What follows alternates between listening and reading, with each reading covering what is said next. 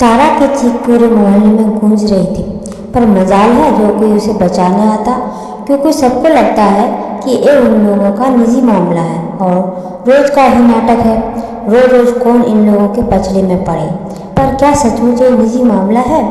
एक 18 साल की लड़की जिसका बाप बेवजह उसको नशे की हालत में घर के बाहर पीटता है और लोग तमाशा देखते रहते हैं, कोई उसे क्यों नहीं रोकता है।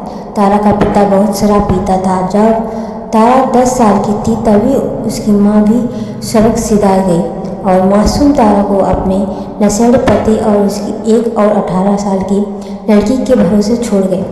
जैसे तैसे मोहल्ले पड़ोस की मदद से तारा बड़ी होने लगी। इधर जुगनू का यही हाल था, जो कुछ भी थोड़ा बहुत कमाता सब नशे में उड़ा देता। जैसे जैसे तारा और उसकी बड़ी बहन चंदा बड़ी हो रही थी, उन्हें अपने बाप की हरकतों का भी पता चल रहा था, पर वो कुछ कर नहीं पा सकती थी क्योंकि तारा की माँ ने जुगनू के साथ भागकर शादी की थी, तो उसे अपनी माँ के परिवार के बारे में कुछ भी नहीं पता था। तो फिर जाती कहाँ? कोई और ठिकाना तो नहीं था। जो उसने भी जुगनू की मार को नियति मानकर स्वीकार कर लिया था। चंदा देखने में बहुत खूबसूरत थी और व्यवहार में वो अपने पापा जैसी मतलबी थी और अपनी बेटी छोटी बहन को घर के काम काज में लगाकर खुद मोहल्ले में घूमती फिरती थी। और उसके चाल चलन की वजह से जुगनू ने पास के गांव में जल्दी से एक लड़का देखकर उसकी शादी कर दी और चंदा की खूबसूरती की वजह से लड़के वालों ने भी बिना किसी दहेज की शादी के लिए हाँ कर दिया। उल्टे जुगनू ने उन्हीं लोगों से शादी का खर्चा भी ले लिया। और खैर, चंदा के जाने के बाद तारा की जिंदगी में कोई खास बदलाव नहीं आया, क्योंकि चंदा ने कभी भी बड़ी बहन का फर्ज नहीं निभाया था। तारा जंगलों से घास काटकर गांव में बेचती, जिससे उसके खाने भर का खर्चा निकल जाता था और उसकी ज़िंदगी ऐसे ही आगे बढ़ रही थी कि तभी गांव का एक भला लड़का रामू, जो जमींदार के पशुओं की देखरेख करता था, वो नियत रूप से तारा से ही चारा खरीदने। धीरे धीरे रामू की अपने प्रति दया भाव देखकर तारा उसके प्रति आकर्षित होने लगी और रामू भी तारा के लिए बहुत चिंतित कर रहने लगा। शायद दोनों में एक दूसरे को पसंद करने लगे थे। तब तारा रोज घास बेचने के लिए बहुत जल्दी घर से निकल जाती थी।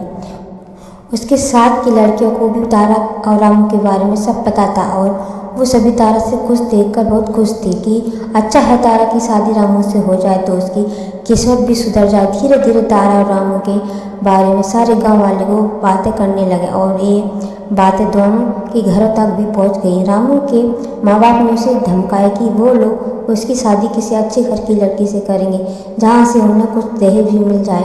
वे लोग तारा से शादी के बिल्कुल खिलाफ थे।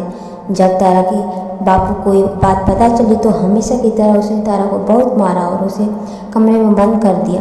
रात भर तारा आंसू बहाती रही। तारा भूखी प्यासी और ऊपर से पिटाई कर दर्द, वो हर दिन बस अपनी माँ को याद करती और उससे यही कहती कि माँ, मुझे क्यों ये निर्दयी दुनिया में छोड़कर चली गई, अपने साथ ले क्यों नहीं गई। मुझे सुबह होते ही जुगनू भूख लगी तो तारा को कमरे से निकालकर उसे चूल्हे की तरफ घसीट कर ले आया और दांत पीसते हुए बोला कि चल खाना बना मेरे लिए। बेचारी खुद भूखे पेट और अपने जालिम बाप के लिए खाना पकाने लगी। जो भी घर में थोड़ा बहुत बचा हुआ था वो उसने पका कर रख दिया और जुगनू ने भी बस अपना पेट भर लिया और एक बार फिर यह सोचा कि बेटी ने खाया है या नहीं। पेट तृप्ति के बाद जुगनू निकल गया अपनी आवारगी करने और बेचारी तारा रह गई अकेली। कहते हैं ना कि चाहे कितनी भी परेशानी हो, दुख हो, पर ये पेट इतना बेसन होता है कि बिना खाए नहीं मानता। और ऐसा ही कुछ तारा के साथ हो रहा था। उसने साथ हुई मारपीट का दर्द उसे अपनी भूख के आगे कम लग रहा था। उसने सोचा कि बाहर जाकर कुछ खाने का इंतजाम किया जाए और ऐसा सोचते हुए उसने घास काटने का हंसिया लिया और निकल पड़ी घास काटने। रास्ते में उसे चंपा और मीना भी मिल गई। तारा की हालत देखकर वे दोनों भी समझ गए कि उसको बहुत ज़्यादा मार पड़ी है और वो दोनों ही तारा के दुख की सुख की साथी थी। उन दोनों ने रास्ते में तारा को एक जगह पर बिठाया और उन दोनों की सहानुभूति पाते ही तारा फूट फूट कर रोक कर पड़े। उन दोनों ने उसे पानी पिलाया और फिर दोपहर के खाने के बाद जो रोटियां बांध कर लाई थी वो जल्दी से खोलकर उसे खाने के लिए दे दी। अचार और रोटी खाने के बाद जैसे तारा के बदन में थोड़ी सी स्फूर्ति आई और फिर तब उसने रात में जो उसके पिता ने उसके साथ मारपीट की उसका सारा किस्सा चंपा और मीना को बताया। उसके साथ कुछ जुल्म को सुनने के लिए चंपा तारा से कहने लगी, क्यों ना तुम रामू के साथ भाग जाओ, वैसे भी तेरा बापू तो सिर्फ तुझे मारता ही रहता है, उसे कोई फिक्र तो नहीं है तेरी, इसलिए अच्छा है कि तू रामू से शादी कर ले, कम से कम वो तुझे प्यार तो करता है। 16 साल की उसका जितना भी ज्ञान उन दोनों को था जो उन्होंने तारा को ये दे दिया, और तारा ने भी अपनी सहेलियों की बात को हाँ ब्रह्म ज्ञान समझकर ग्रहण कर लिया।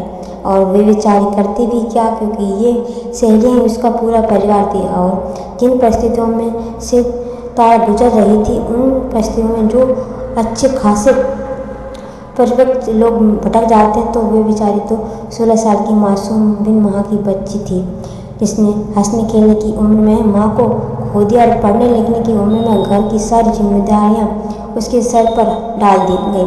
खैर तय हुआ कि मीना से सारी बात रामू को बताई और फिर आगे की तैयारी की जाए। अगले दिन मीना ने सारी बात रामू को बता दी और रामू जो अभी 18 साल का था और दुनिया उसे सिर्फ प्यार के रंगों से ही सजी लगती थी, उसे ये पता ही नहीं था कि इन रंगों के लाने में कितनी मेहनत करनी पड़ती है, कितने उतार चढ़ाव झेलने पड़ते हैं, तब कहीं जाकर ज़िंदगी खुशनुमा बनती है।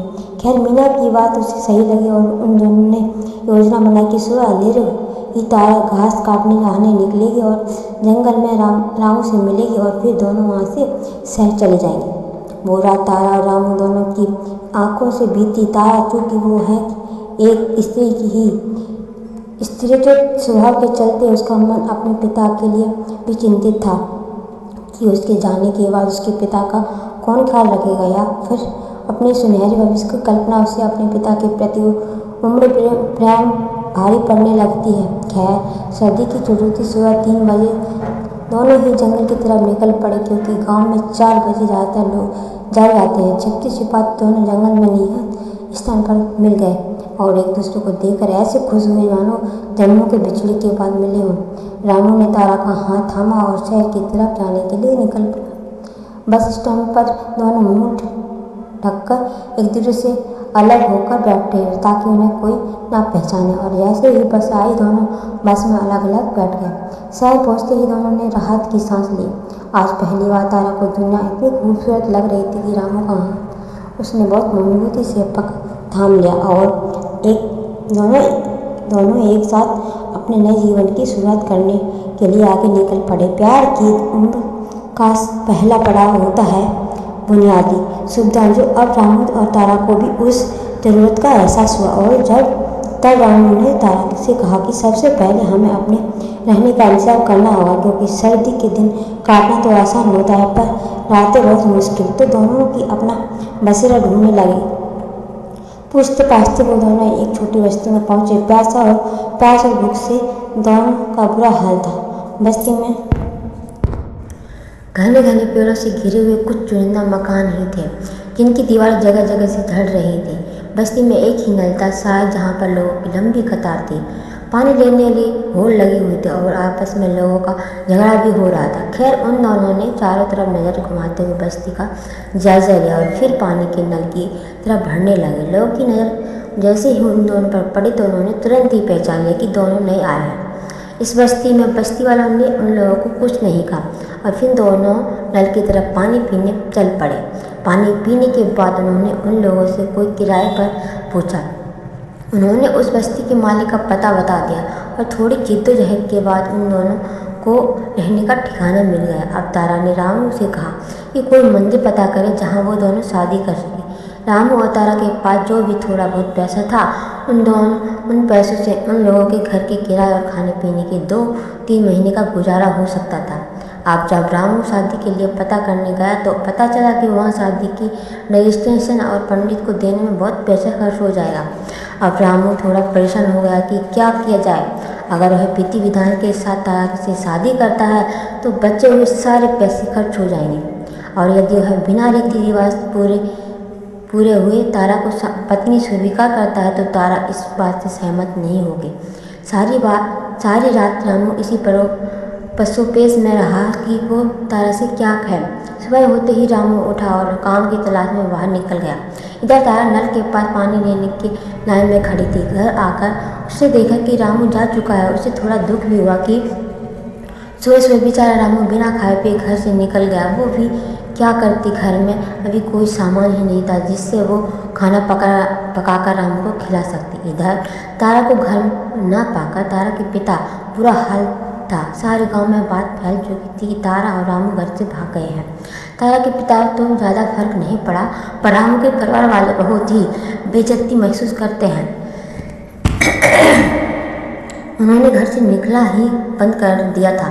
इधर रामू सारा दिन काम की तलाश में घूमता रहता, पर हर जगह उसे सिर्फ नाकाम ही मिलती है। अगली स्टोरी पार्ट 2 में डालेंगे और अच्छी लगे तो